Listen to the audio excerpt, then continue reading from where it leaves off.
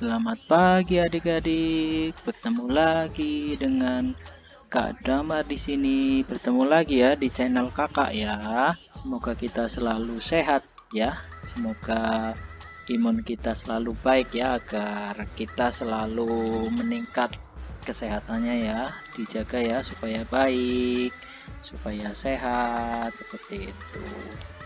Ya, kita bertemu lagi ya. Kita masih di tema 1 ya, tentang indahnya kebersamaan. Tetapi kita sudah masuk di subtema ketiga ya. Subtema ketiga tentang bersyukur atas keberagaman. Di sini kakak akan membahas di pembelajaran ketiga dan pembelajaran keempat. Oke, sebelum kita masuk ke materinya, yang belum subscribe, tolong di subscribe dulu ya. Di subscribe, like, komen, biar channel kakak semakin berkembang. Oke adik-adik? Oke, terima kasih. Kita lanjutkan ya. Di sini kakak fokus di pembelajaran yang ketiga dan keempat di subtema ketiga ya. Sebelum kita masuk ke pembelajarannya, ayo kita harus tahu dulu ya tujuan pembelajarannya ya. Tujuan pembelajaran yang pertama, mampu menjelaskan sifat bunyi, memantul, dan menyerap.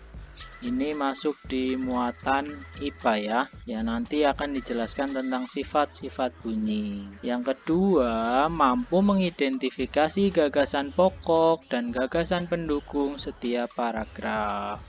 Di video-video sebelumnya sudah kita bahas bareng-bareng ya. Apa itu gagasan pokok, apa itu gagasan pendukung. Di pembelajaran ini juga masih ada ya, masih membahas tentang ini juga, tentang gagasan pokok dan gagasan pendukung. Ini masuk di muatan bahasa Indonesia. Yang ketiga, mampu menjelaskan tentang kerjasama. Jadi kita harus tahu ya apa itu kerjasama, seperti itu. Ini masuk di muatan PPKN. Yang keempat, mampu menceritakan pengalaman bekerja sama dalam keberagaman. Di Indonesia kan banyak sekali suku, agama, ras, seperti itu ya. Jadi kita harus walaupun berbeda-beda kita harus tetap bekerja sama.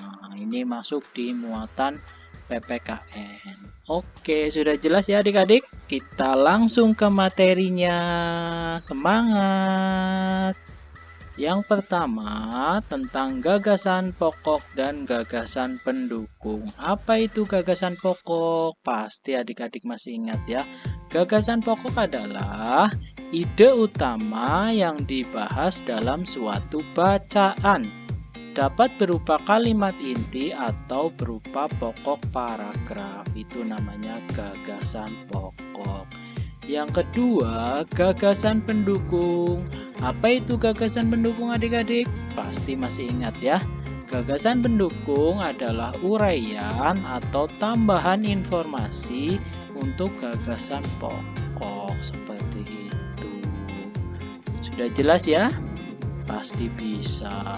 Sudah sering kita bahas bareng-bareng ya. Semangat ya adik-adik.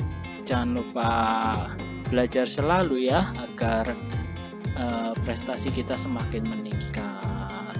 Ya, ini ada sebuah paragraf. Coba kita cari gagasan pokok dan mana gagasan pendukungnya.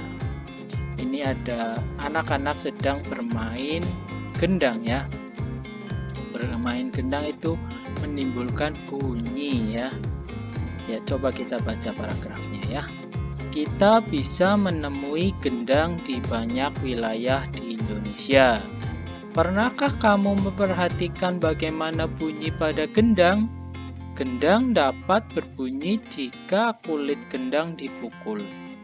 Saat dipukul, kulit gendang bergetar. Getaran ini menghasilkan bunyi. Bunyi tersebut masuk ke sebuah rongga yang terdapat di bawah kulit. Bentuk rongga mempengaruhi bunyi yang dihasilkan. Makin kecil dan panjang rongga pada gendang, makin nyaring bunyi yang dihasilkan.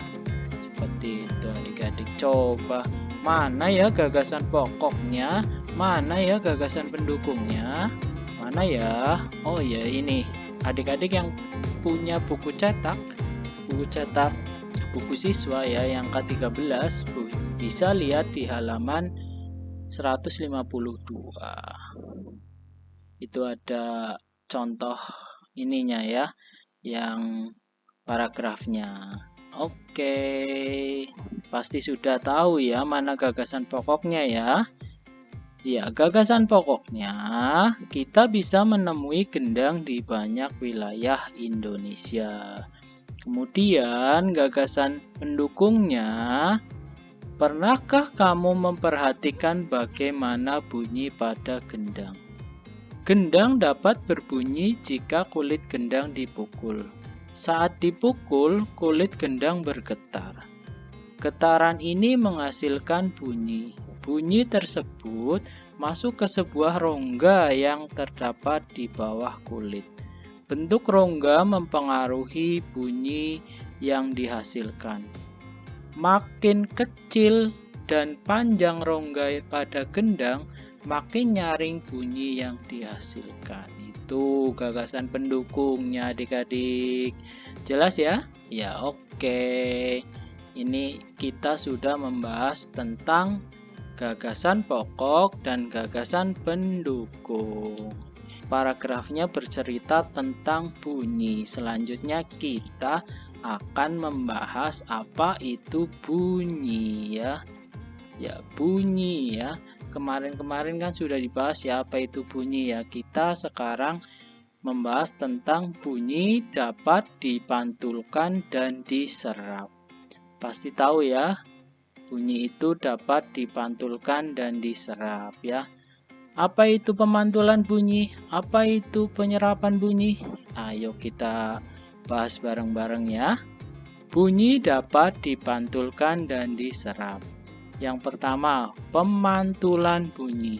Sebuah kelereng yang kita lempar ke dinding yang keras akan mengalami pemantulan. Demikian juga dengan bunyi. Bunyi juga dapat memantul. Jika dalam perambatan dihalangi oleh benda yang permukaannya keras, seperti kayu, kaca, dinding, atau besi, bunyi juga dapat dipantulkan. Ini ada contoh gambarnya ya. Kalau berada di ruangan yang tertutup, nanti bunyi dapat memantul. Ini ya, dalam ruangan ini ya, dindingnya ada dinding, ada kaca tertutup ya, nanti bunyi dapat memantul. Selain memantul, yang kedua ini juga penyerapan bunyi. Selain dipantulkan, bunyi juga dapat mengalami penyerapan bunyi. Apa itu penyerapan bunyi? Coba kita baca bareng-bareng ya. Bunyi juga dapat diserap.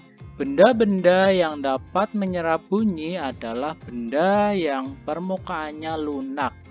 Jadi benda yang permukaannya lunak itu dapat menyerap bunyi ya. Benda yang demikian disebut peredam bunyi. Misalnya karpet, goni, kertas, kain, busa, dan wol. Benda-benda tersebut dapat digunakan untuk memecah terjadinya gaung atau keredam. Dinding dan langit-langit gedung pertemuan, studio rekaman, dan gedung bioskop dilapisi dengan bahan tersebut supaya tidak terjadi gaung atau keredam. Seperti itu adik-adik. Jadi kalau di dalam ruangan supaya tidak terjadi gaung atau keredam atau gema ya, itu dilapisi dengan karpet, goni, kertas, kain, busa, dan wol. Seperti itu. Contohnya ya, misal di gedung bioskop itu.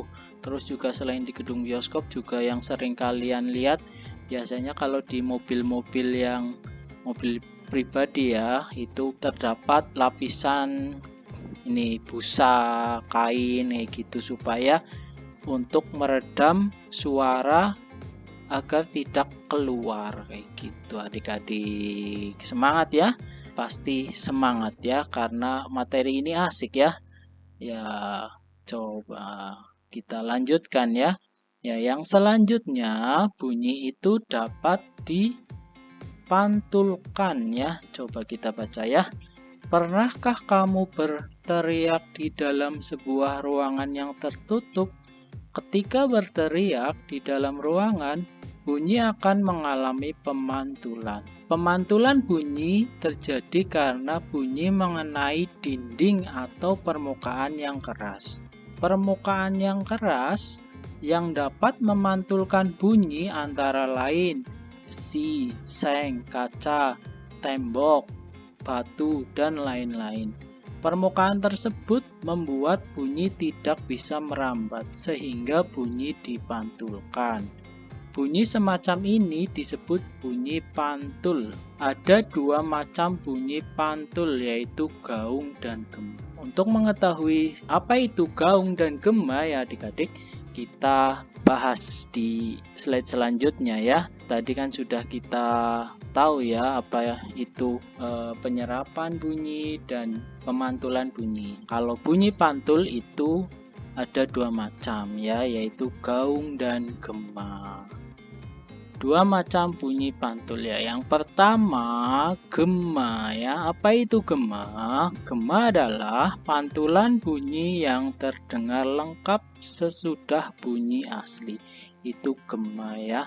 Biasanya terjadi pada permukaan yang keras. Misal ketika seseorang berteriak di pinggir jurang yang cukup jauh jaraknya, akan terdengar bunyi pantul yang sama dengan suara aslinya. Biasanya gema digunakan untuk mengukur kedalaman laut, jurang, atau gua. Seperti itu. Ini ada contoh gambarnya ya. Yang selanjutnya gaung ya. Gaung atau kerdam merupakan bunyi yang terdengar kurang jelas karena bunyi yang dihasilkan dari pemantulan bercampur dengan bunyi aslinya. Bunyi ini dihasilkan dari dinding yang jaraknya tidak jauh dari sumber bunyi. Contohnya ketika seseorang berteriak di ruangan kosong yang dikelilingi oleh dinding dan menghasilkan bunyi pantul yang kurang jelas. Itu namanya gaung. Ini ada contohnya ya, di dalam ruangan yang tertutup. Oke, jelas ya adik-adik ya? Oke, kita lanjutkan. Tadi kan sudah membahas tentang gaung dan gema. Sekarang kita lanjutkan tentang kerjasama ya. Jadi kita harus tahu ya apa itu kerjasama ya. Ini ada contoh ilustrasi di Indonesia ya. Meskipun kita berbeda-beda, kita harus bisa bekerja sama. Kerjasama dalam perbedaan itu akan semakin memperkaya kita. Ya, apa itu kerjasama? Kerjasama adalah kegiatan atau usaha yang dilakukan oleh beberapa orang untuk mencapai tujuan bersama. Jadi orangnya itu lebih dari satu ya. Jadi kerjasama itu membutuhkan beberapa orang. Ini contohnya ya, ada kerjasama. Nih ada contohnya ya, kerjasama bergotong royong. Kemudian ini ada ronda, seperti itu contoh kerjasama ya. Kerjasama dalam keberagaman. Apakah kamu tahu bahwa Indonesia terdiri atas banyak pulau, suku bangsa, tarian, rumah adat, serta agama? Walaupun Indonesia terdiri atas berbagai macam keberagaman, namun masyarakat Indonesia tetap dalam satu negara kesatuan Republik Indonesia. Keberagaman tersebut harus kita syukuri karena merupakan anugerah dari Tuhan Yang Maha Esa ya. Walaupun berbeda suku, tarian, rumah adat, dan agama ya, tetap saling bekerja sama, jangan ada perpecahan seperti itu ya. Ini contoh kerjasamanya ya.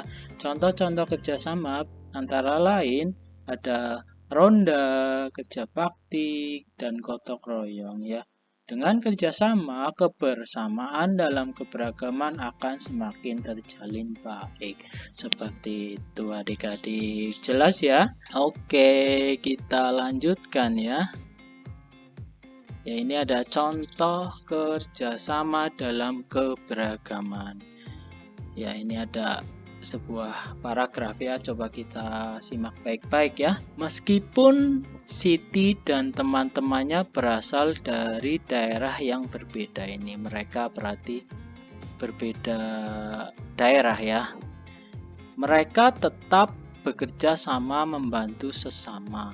Akhir-akhir ini Bu Mimin, penjual makanan di kantin SDN 1 Nusantara, sering kali tampak sedih. Siti memberanikan diri bertanya kepada Bu Mimin tentang apa yang sedang terjadi padanya. Bu Mimin bercerita bahwa anaknya sedang sakit di rumah. Permasalahannya, Bu Mimin tidak dapat meninggalkan kantin sekolah. Ia membutuhkan biaya untuk membayar pengobatan anaknya dengan berjualan makanan. Siti pun menemui teman-teman dan mengajak mereka berdiskusi untuk membantu memecahkan masalah Bu Mimin. Mereka memutuskan akan bekerja sama membantu Bu Mimin dengan menjaga kantin sekolah pada jam itu. Jadi di sini ada contoh kerjasama dalam keberagaman ya, walaupun mereka berasal dari berbeda daerah, mereka bekerja sama membantu ibu kantinnya ya. Bu Mimin berjualan, membantu Bu Mimin berjualan di kantinnya. Oke adik-adik, jelas ya? Oke, selanjutnya yang terakhir ya. Ini ada kuis ya. Coba kita jawab bareng-bareng ya. Pasti sudah bisa ya, karena kita sudah bahas tadi bareng-bareng. Yang pertama, ini tentang gagasan pokok ya. Coba, suku Bugis memiliki pakaian adat yang dinamakan baju bodo. Awalnya baju ini dibuat dengan lengan pendek. Seiring perkembangan zaman, lengan baju bodo dibuat lengan panjang. Baju ini dipadukan dengan daleman yang warnanya sama. Gagasan pokok bacaan di atas adalah, coba adik-adik, mana ya gagasan pokoknya ya? Oke, pasti sudah tahu ya. Gagasan pokoknya, suku Bugis memiliki pakaian adat yang dinamakan baju bodo. Itu gagasan pokoknya. Selanjutnya, pertanyaan yang kedua, coba sebutkan dua macam bunyi pantul. Pasti tahu ya, tadi baru kita bahas ya. Coba adik-adik, apa ya? Oke, pasti sudah ya. Bunyi pantul yang pertama ada gema, yang kedua ada gaul. Oke, pertanyaan yang terakhir. Berikan contoh kerja sama di masyarakat. Apa ya? Tadi sudah ya, barusan ya. Oke, pasti sudah ya, karena barusan. Oke adik-adik, ya benar sekali ya, ronda, kerja bakti, dan gotong royong itu contoh kerjasama di masyarakat dan lain-lain ya, pasti kerjasama juga ada yang lain juga. Oke, sudah jelas ya? Oke, terima kasih adik-adik. Ya, sebelum kakak mengakhiri video ini, jangan lupa ya yang belum subscribe, di subscribe dulu ya. Subscribe, komen, dan share supaya channel kakak semakin berkembang. Terima kasih adik-adik. Semangat selalu belajarnya. Jangan lupa jaga kesehatan. Sekian. Wassalamualaikum warahmatullahi wabarakatuh.